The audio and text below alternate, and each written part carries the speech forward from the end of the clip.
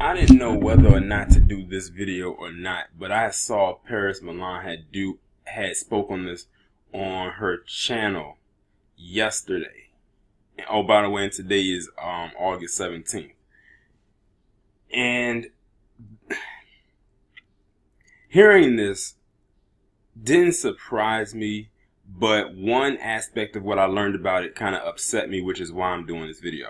But before I get into it, if y'all don't know who this is SZA, the R&B singer SZA. Some of you may have heard of her. If you don't know, she was the one that did the song All the Stars with Kendrick Lamar, which was like the main running song for Black Panther. It was the one that played at the end credits.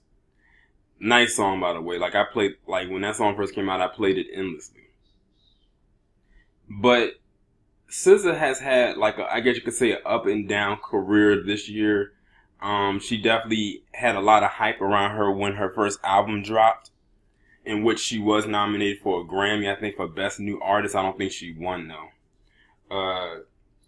Then she came out and said a couple months ago that she said that her voice was permanently injured and that she probably won't be singing anymore and doing more behind the scenes type of stuff. Well, even though her singing voice may be permanently injured, her talking voice definitely is not. Because she had made this statement that was very toxic towards men. And it was steeped in feminist talking points. According to this article from the Atlanta Black Star, it says SZA proclaims women don't need men to survive. She said, "We don't need men to survive or to be valid functioning members of society. Women are representing themselves in a new grown-up demographic that's probably quite threatening to what we've always known." She says her primary objective is to remain focused on being a better person regardless of the male entitlement to you and your thoughts and your body and the way you look, but it also doesn't matter. I don't try to analyze those things because I feel like if I focus on who I want to be and what I want to represent for women and what I want to represent for myself, I don't have time to worry about how men view me. Now, that was problematic in and of itself. That entire statement that I just read to you was problematic in itself. Here's another woman, and unfortunately another black woman, saying that she's so independent and she don't need a man to do anything for her. I would like to know who is on her production team that is a man, because clearly they were just wasting their time with her. Or whoever was on her marketing team that was a man, because they were wasting their time with her. But you want to know what made this bad or even worse? And when I found this out, SZA comes from a 2-parent household. That means she has a mother and a father. That must be a huge slap in the face to her dad. She doesn't come from the typical or the stereotypical single parent where the mother is the only one raising her household. And you said that women don't need men to survive. Ladies, I want y'all to imagine right quick. Just close your eyes right quick. And hypothetically speaking, you snap your fingers like Thanos in the Avengers, and the population of all men just disappeared. Do you really think you would be able to survive 1 year without a man? Now, I'm just like hypothetically saying, I'm not saying survive without a man and being in your house or being on an intimate level. See, that's where a lot of you get it messed up. A lot of you are saying you don't need a man in your house or in your bed or as a companion, which for most of you is a damn lie. But a lot of the things that happen throughout life and throughout, the processes of things, you will need a man to help you with that.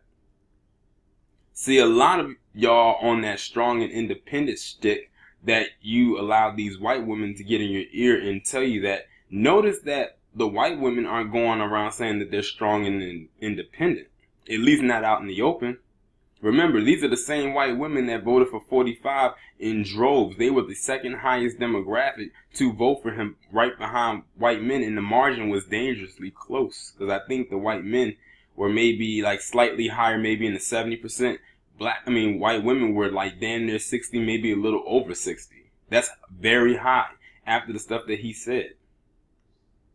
See, a lot of those feminists, those white feminists, those talking points that they gave you were only towards you because they were trying to break up the black household, and unfortunately, many of them were successful in that. That was the whole goal.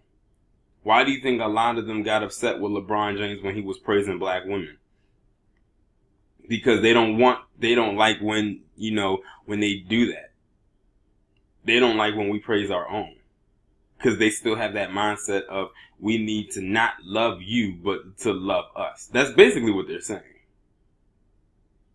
But for SZA to come on in and actually say that and say that you don't need a man to survive, okay, then that means you need to fire every male on your team. You need to fire, if your manager is a male, fire him. If your agent is a male, fire him. All the men in your band, fire them. Your backup singers, if they're men, fire them. And hire all women to do that. If that's what you feel. If you don't need a man to survive, fire him. Your accountant, if he's a man, fire him. Find you a female accountant. Like, do that today. Because talking points like that are just absolutely ridiculously ignorant and stupid. And I really don't care how anybody feels about it, but you should take this from my point of view. It's dumb. And it's unfortunate because when you hear someone like her say something like that, someone else is probably listening because she has influence. And they're going to use those same talking points. I'm done with this topic.